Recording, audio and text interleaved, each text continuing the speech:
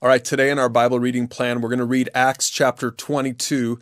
Now, in chapter 21, we saw Paul getting mobbed by a bunch of Jews, and in this chapter, we're going to hear his defense. Brothers and esteemed fathers, Paul started, listen to me as I offer my defense.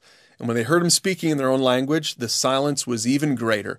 And so Paul is getting the mob to quiet down and listen. And notice what he does in this whole section. He basically just shares the gospel with these people. Now remember, these people are Jewish, and so they didn't believe that Jesus is the Messiah, but he decided he's going to use this as an opportunity to tell them about it. Now this to me is a great lesson for all of us, because he took a situation that many of us today might complain about, and he said, all right, I'm going to let God use this. I'm going to go ahead and try to leverage my position. He's got this whole crowd listening to him. Now, granted, they want to kill him, but still he's going to use this and he's going to say, let me tell you about Jesus. Let me tell you why I'm willing to be up here and even risk my life for this incredible gospel. So anyway, he got as far as verse 21 when he said, but the Lord said to me, go, for I will send you far away to the Gentiles. And it says in verse 22, the crowd listened until Paul said that word. And then they all began to shout, away with such a fellow, he isn't fit to live.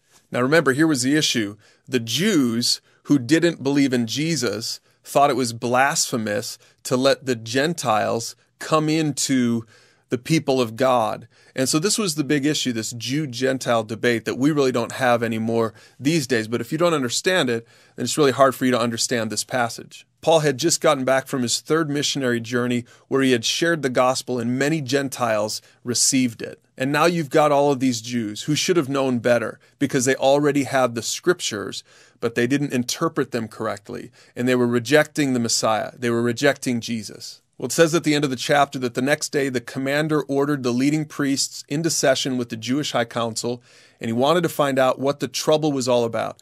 So he released Paul to have him stand before them. So you've got the Jewish religious leaders on one hand trying to prosecute Paul for religious reasons, but then you've got the Roman officials who say, what does this have to do with anything? This isn't against the law. And so Paul is going to continue to stand before more and more people, defending his views, sharing the gospel with anyone who will listen to him. So go ahead and read Acts chapter 22. We'll see you tomorrow for chapter 23.